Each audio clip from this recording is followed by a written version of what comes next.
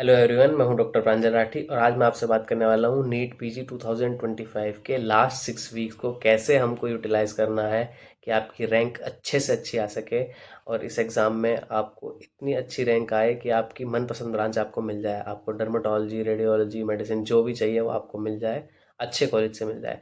तो 6 वीक्स की बात है, ये 7-8 मिनट की वीडियो होने वाली है।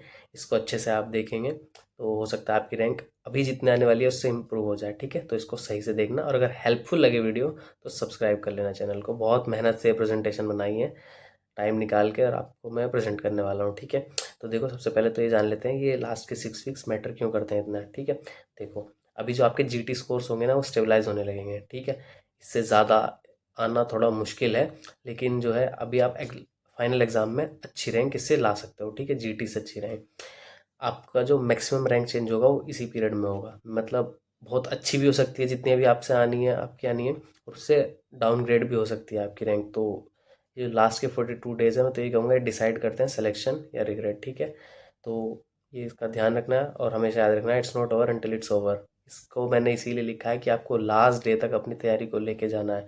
लास्ट डे तक अगर आपकी अपनी तैयारी को ले गए तो आधी तैयारी तो आपकी यहीं पे हो गई, मतलब आधी जीत तो यहीं पे हो गई है। ठीक है, चलो अभी आगे देखते हैं। देखो ये 6 वीक्स का मैंने मास्टर प्लान एक बनाया है, ओवरव्यू इसका दे देता हूँ। देखो पहले तो ये जान लेते हैं ज़रूरी क्यों है। ठीक है, ये इसलिए ज़रूरी है क्योंकि जब हम थोड़ी प्लानिंग करके पढ़ाई करते हैं ना कि इस ड्यूरेशन में ये करना है, इस ड्यूरेशन में ये करना है, तो चीज़ें थोड़ी डूएबल हो जाती हैं। ठीक है, रैंडमली कुछ भी करते रहते हैं, कुछ भी पढ़ते रहते हैं, तो उतनी जो है एफिकेसी नहीं आती है।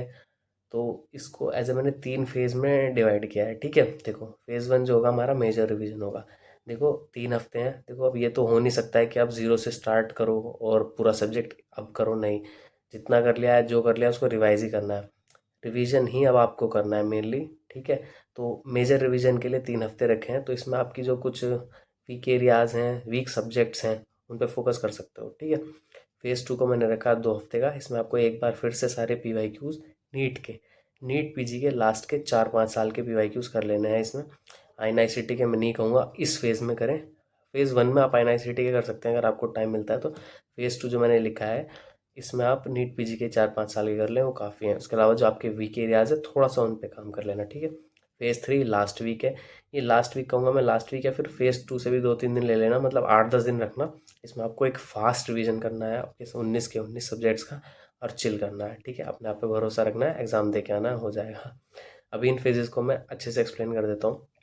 फेज़ वन जो आपके शुरू के 3 हफ्ते होने वाले हैं उसमें आपको क्या करना है। देखो आपका गोल ये रहेगा कि 19 के 19 सब्जेक्ट एक बार एटलीस्ट आप रिवाइज कर लो। ठीक है, ये तो आपको करना ही है। उसके अलावा आप इसमें ना डेज बेस्ड वेटेज रखना, मतलब अलोकेट करना कि इतने दिन में मैं ये सब्जेक्ट करूँगा, इतने दिन में ये सब्जेक्ट करूँगा। एक पहले से ही प्लान बना लेना अपने हिसाब से। ठीक है, ताकि 3 हफ्ते में आप उसको एग्जीक्यूट करके अच्छे से कर पाओ। ठीक है, नोट्स यूज़ करने हैं आपको, क्वेश्चन बैंक यूज़ करने हैं। ठीक है, क्वेश्चन बैंक में कहूँगा इसमें भी आप PYQs कर सकते हो, INICT के भी कर सकते हो, नीट पीजी के भी कर सकते हो। ठीक है, इसके अलावा एक्टिव रिकॉल करना है आपको, फ्लैश कार्ड यूज़ कर सकते हो, मिस्टेक्स बुक ये जीटी वाली बुक भी हो सकती है कि जिसमें जीटी के जो गलतियाँ हैं आप वो लिखते हो, या फिर अगर आपने आप कोई अलग मिस्टेक बुक बनाई होगी वो भी।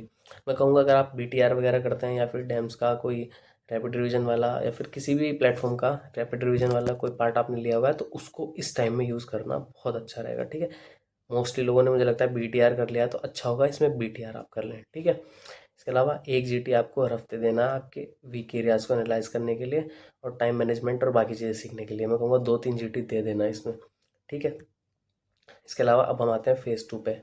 ये 2 हफ्ते का मैंने रखा है, लेकिन इसमें आप 8-7-8 दिन, 8-10 दिन दे सकते हैं, और इसके जो वीक 5 जो है हमारा, इसके 3-4 दिन को लास्ट फेज़ में यूटिलाइज कर सकते हो। ठीक है, इसमें हमारा गोल क्या रहेगा, हाई यील्ड फोकस और प्लस वीक एरियाज़ बार बार मैं इसलिए कहता रहता हूँ क्योंकि सबके कुछ कुछ वीक एरियाज़ होते हैं। मेरा कुछ और हो सकता है, आपका कुछ और हो सकता है, तो आपका जो वीक एरिया है ना आपको उस पर फोकस करना है। ठीक है, उसके अलावा आपको PYQs करने हैं आखिरी लास्ट के 5-6 ईयर्स के। मैं कहूँगा बस नीट पीजी के ही करना है इसमें, INICT के इस फेज़ में करने में मत जाना, नीट पीजी के कर लेना, मोर देन सफिशिएंट है।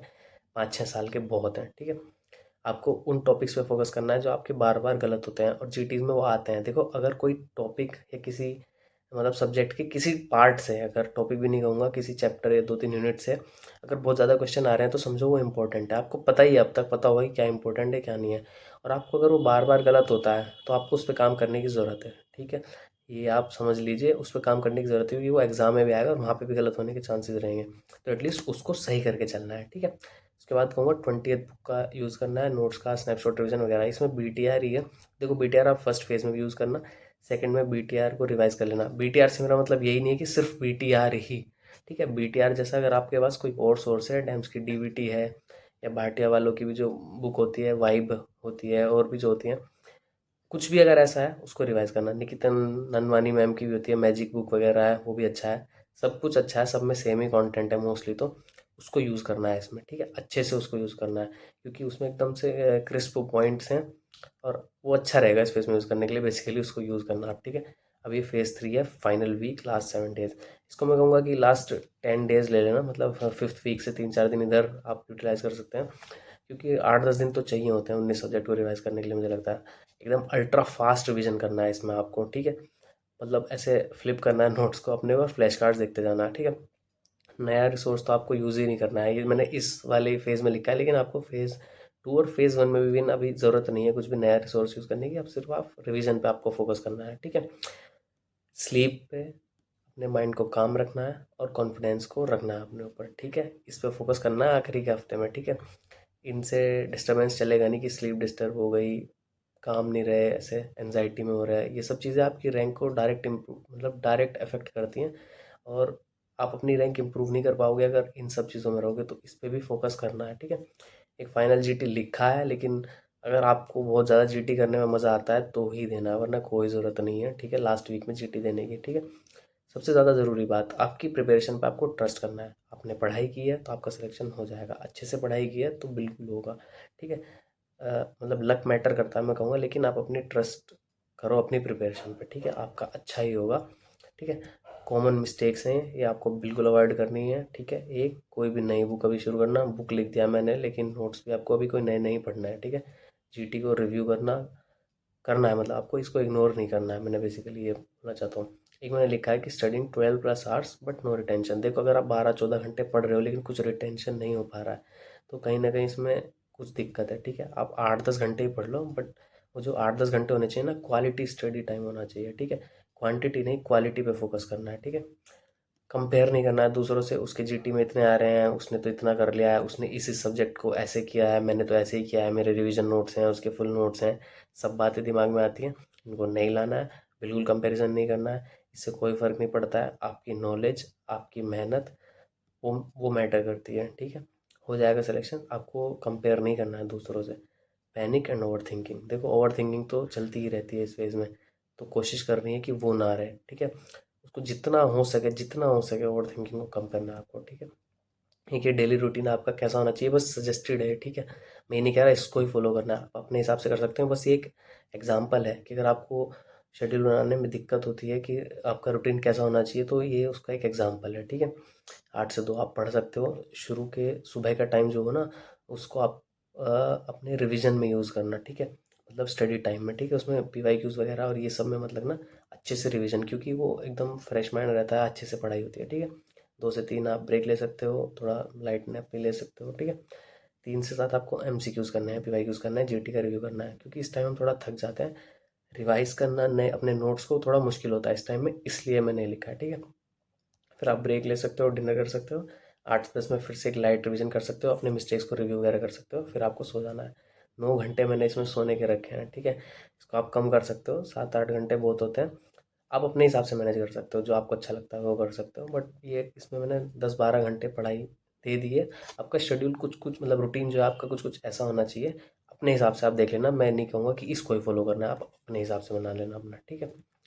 फाइनल वर्ड्स बोलूँगा, देखो अब से आप अपनी डेस्टिनी को चेंज कर सकते हो। ये 6 वीक्स आपकी लाइफ के लिए बहुत इंपॉर्टेंट होने वाले हैं, तो अपने आप को ट्रस्ट करना है, कंसिस्टेंट रहना है पढ़ाई पे, और गिव अप नहीं करना है, ठीक है। आपकी फ्यूचर सीट जो है आपको देख रही है, आपको उसको अर्न करना है, ठीक है। तो मोटिवेटेड रहना है। बाकी लाइक से शेयर सब्सक्राइब कर देना, बहुत मेहनत से ये वीडियो बनाता हूँ, ठीक है। अब तो सब्सक्रिप्शन भी आ गया है, मतलब आप ज्वाइन कर सकते हो चैनल को सब्सक्राइब करने के बाद, ठीक है। उसमें आपको पर्सनल अटेंशन मिलेगी, आपको कुछ पर्सनली पूछना है जो है, आप उसके ज़रिए फिर पूछ सकते हो, ठीक है।